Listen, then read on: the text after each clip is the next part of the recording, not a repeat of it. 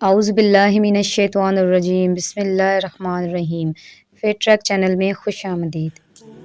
جیسا کہ ہم سب جانتے ہیں کہ حضرت اسرائیل علیہ السلام اللہ تعالیٰ کے حکم سے روح قبض کرتے ہیں، لیکن سوال یہ ہے کہ حضرت اسرائیل علیہ السلام کا ہی انتخاب کیوں کیا گیا، انہی کے ذمے یہ کام کیوں لگایا گیا؟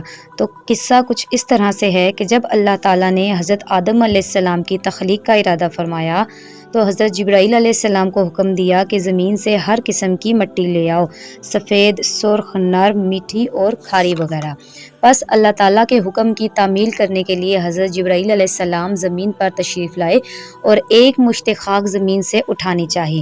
جب زمین سے ایک مشت خاک اٹھانی چاہی تو زمین نے اس کی وجہ پوچھی تو آپ نے بتایا کہ اللہ تعالیٰ اپنا خلیفہ بنانا چاہتا ہے اور پھر اس کی اولاد کو زمین میں بسایا جائے گا۔ ان میں سے جو نیک ہوں گے وہ جنت میں جائیں گے اور جو بدکار، گنہگار اور کفار ہوں گے وہ جہنم میں جائیں گے۔ جب آپ نے تمام واقعہ بیان کیا تو زمین نے منت و سماجت کرتے ہوئے عرض کیا کہ آپ مجھ سے مٹی نہ لے کر جائیں، میں نہیں چاہتی کہ میرا کچھ حصہ جہنم میں چلا جائے اور کچھ حصہ جنت میں۔ زمین کی عاجزی اور گریہ زاری سن کر حضرت جبرائیل علیہ السلام کو ترس آ گیا اور وہ واپس چلے آئے۔ پھر اللہ پاک نے حضرت میکائیل علیہ السلام کو بھیجا۔ حضرت میکائیل علیہ السلام بھی زمین پر آئے، ایک مشت خاک زمین سے اٹھانی چاہی تو زمین نے پھر سے رونا شروع کر دیا اور گریہ زاری کرنا شروع کر دی۔ حضرت میکائیل علیہ السلام کو بھی زمین پر ترس آ گیا اور وہ مٹی لیے بغیر ہی واپس چلے آئے۔